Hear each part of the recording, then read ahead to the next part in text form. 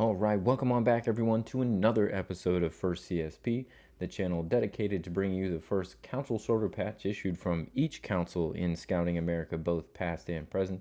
Today, we're going to take a look at Last Frontier 480 out of Oklahoma. This was requested locally. The council was originally formed in 1939 as a name change from Central Oklahoma 480, and perhaps should receive the award for the messiest first debut. Now, it's often the case that councils will produce more than one CSP upon their creation, and at some point, someone has to decide which one is determined to be the first. We've seen this when, for example, they produce a NOAC issue as their very first CSP, and they have the participant and the staff CSPs created at the same time. Those would essentially be issued at the very same time, but the council will decide one. Usually, a lot of times, if it's something like that, the participant one is the first issue, and the staff one is the second issue.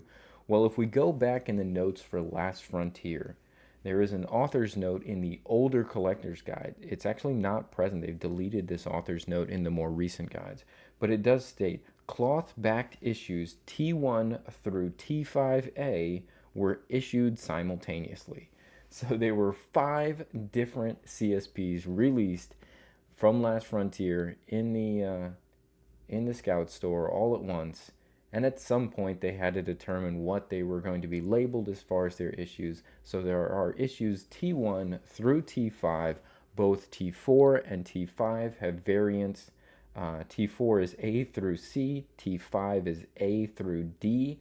Now, some of those are later runs that were plastic backed. That's why it says specifically that the cloth backed issues T1 through T5A were the ones that came out first.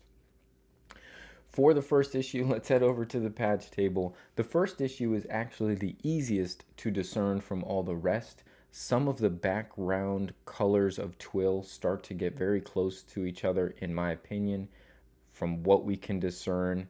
Again, this is our best guesstimate, especially when we start looking at the T4s and T5s. But for the T1, we have this gold border, pale blue background, red letters, arrows, and orbits. This pale blue is quite distinct from the other colors available in this Last Frontier issue. So it is pretty easy to find the first issue. There weren't too many of these. This is listed as between 200 and 250 were made of this T1 in pale blue, but on auction sites and whatnot, it is still pretty accessible. It's pretty easy to find the pale blue, actually. What we do not have is going to be the T2. The T2 goes from this pale blue, very light, to a light gray. Now, there are some light grays available. We have found some. We just have not been able to add one of those just yet to our collection. We do hope to do so at some point. But again, all of these first ones are going to be cloth backed.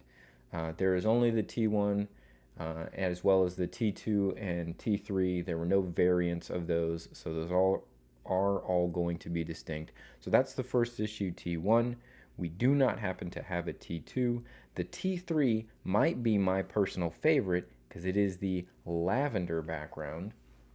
So the T3 has a gold border lavender background, and it looks a little more lavender in person than it even comes across in the camera right now. Red letters, arrows, and orbits, so same design there. Again, all of these are going to be cloth backed. That is the T3. Comparison of colors back to the first issue. It is super pale compared to it is the lightest one, so the T1 is always going to be the easiest to pick out. This T3 is the lavender, and the T2 would be light gray, which looks a lot more gray than either of these would. The next one is going to be the T4, and here we have a T4A.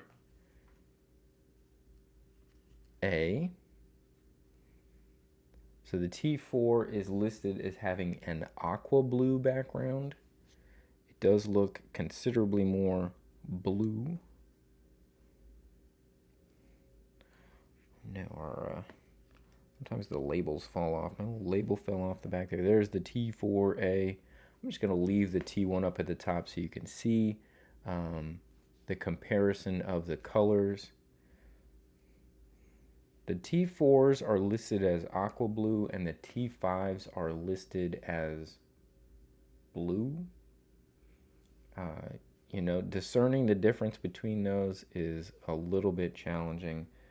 They do come across as somewhat close together.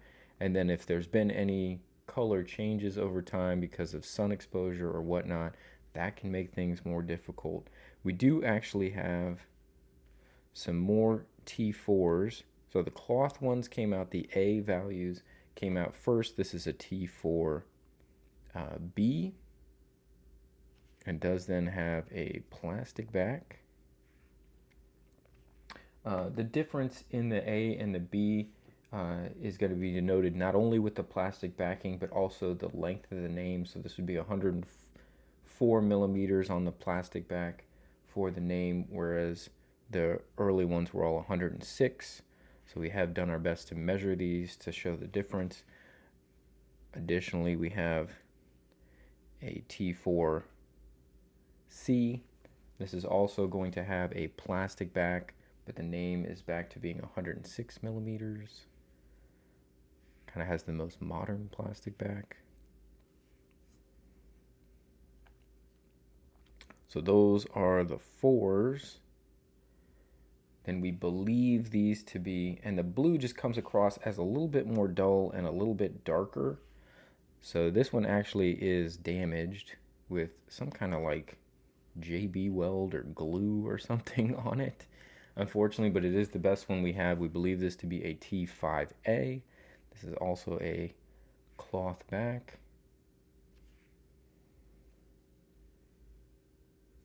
Just to look at the difference in color, we believe this to be aqua blue, and this is a slightly darker, which we believe to be the blue, which would be the T5. So this is T4 versus T5.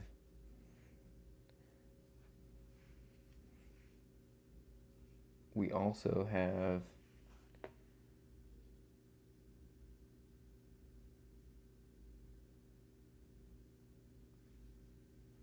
another T5. I believe this may be a B. Again, some of these run together. You can certainly see that these are different runs because of the thickness in the lettering. So I believe this one is a T5B. We don't have any of the C or D. And then we have, after that, a T6.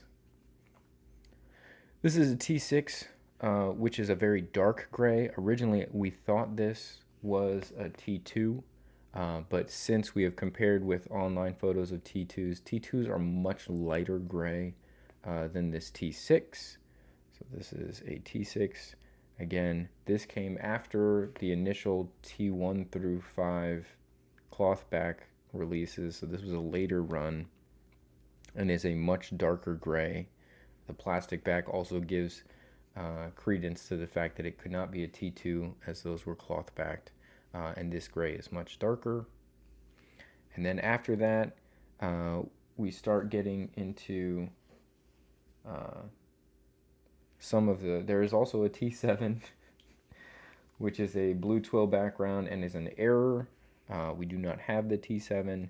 And then you start getting into some of the solidly sewn patches. Here we have S8s. They came back with the same design, now adding the fleur-de-lis at the center. We have an S8A and an S8B. Difference being the gold versus yellow border. So a lot of these first runs here for Last Frontier to take a look at. Again, certainly not an entirely complete collection for Last Frontier because they put out a ton, but it does give you a nice perspective on some of the first issues coming out of the Last Frontier Council. Go ahead and finish by just putting up that first issue again. So this is the first issue, T1 for Last Frontier.